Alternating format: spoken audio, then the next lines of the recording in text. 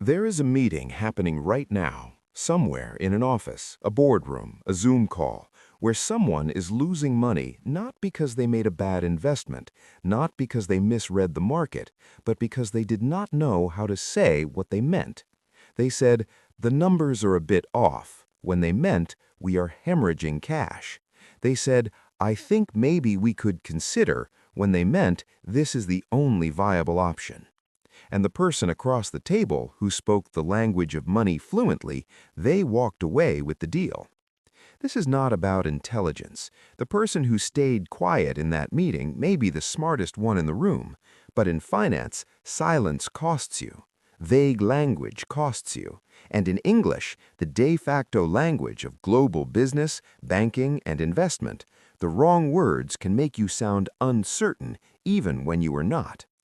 Here is why this matters right now. More than 1.5 billion people use English in professional settings. A significant portion of global financial transactions, investment documents, earnings calls, and business negotiations happen in English, regardless of what currency is involved or what country the parties are from. And yet, most people who are not native English speakers, and frankly, many who are, were never taught the specific vocabulary of money. They learned general English. They were not taught how to talk about cash flow without sounding like they are reading a textbook. They were not taught how to negotiate without over-apologizing. They were not taught how to ask for more money in a way that commands respect. So they improvise. And improvisation in financial conversation is expensive. Let us fix that, starting with the most fundamental shift. Confident financial English is not about using big words, it's about using precise ones. Take the word expensive. Most people use it to describe anything that costs more than expected. But in a financial conversation, expensive is weak. Instead, say, the valuation is stretched, or the cost-to-value ratio is not justified at this stage. Now you sound like someone who has done the analysis, not someone who is reacting to a price. The same principle applies to describing problems. We lost money is a statement.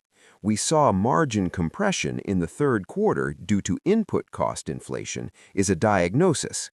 One sounds like an accident, the other sounds like someone in control.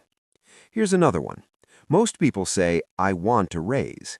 The word want is emotional. It puts the other person in the position of deciding whether your feelings are valid.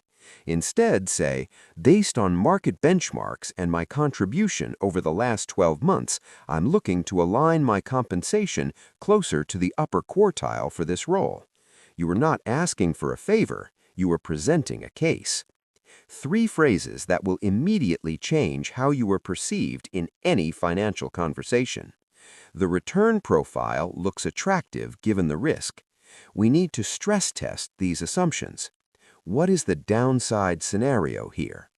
These are not complicated, but they signal that you think in terms of risk, returns, and probability, which is exactly how people who manage money think. Here is the uncomfortable part. Financial language was not designed just to communicate. It was also designed to include and exclude. When a fund manager says, "We are rotating out of duration risk into short-end instruments," they are not trying to be confusing. They are speaking to people who already know the code. If you do not know the code, you nod politely. You do not ask the question you should ask. And in that moment, you are not an equal in the conversation. You are an audience member. The people who built wealth across generations, regardless of country, regardless of currency, understood this. They learned the language not as a second skill, but as a first priority.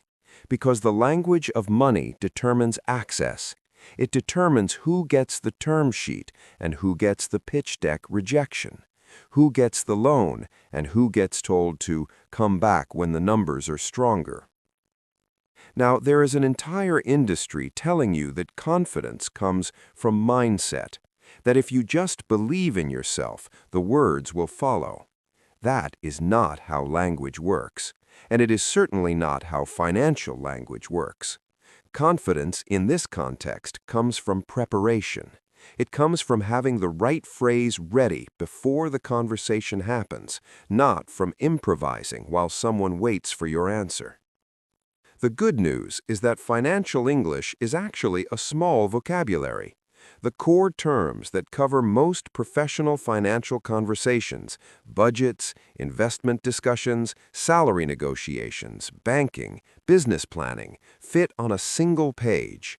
What matters is that you know them cold, that they come out without hesitation. Zoom out for a moment. We are in an era where economic volatility is the norm. Interest rates shift, currencies fluctuate, jobs are restructured, new industries appear and old ones collapse faster than any previous generation has seen. In this environment, the people who navigate well are not necessarily the ones with the most capital. They are the ones who can read a situation, articulate it clearly, and negotiate effectively. In every one of those skills, language is the tool. If you cannot describe what you see in the financial world, you cannot act on it. If you cannot ask the right questions, you cannot get the right information. And if you cannot advocate for yourself in the language that business runs on, someone else will fill that silence, and they will fill it in their favor. So here's the practical path. Start with the vocabulary of your specific context. If you work in business, learn the language of budgets, margins, and projections. If you are an investor, learn the language of valuation, risk, and returns. If you are employed and negotiating your income, learn the language of market compensation and performance framing. Then, practice out loud, not in your head, out loud. Because financial confidence is not a thought, it is a delivery. And if you want to understand the financial traps that keep most people stuck before they even get to the negotiation table, watch the last video. It's called 10 Money Mistakes Keeping the Middle Class Broke. Because speaking confidently about money matters a great deal less if the decisions you're making with that money are quietly working against you. The link is on the screen. Watch it next.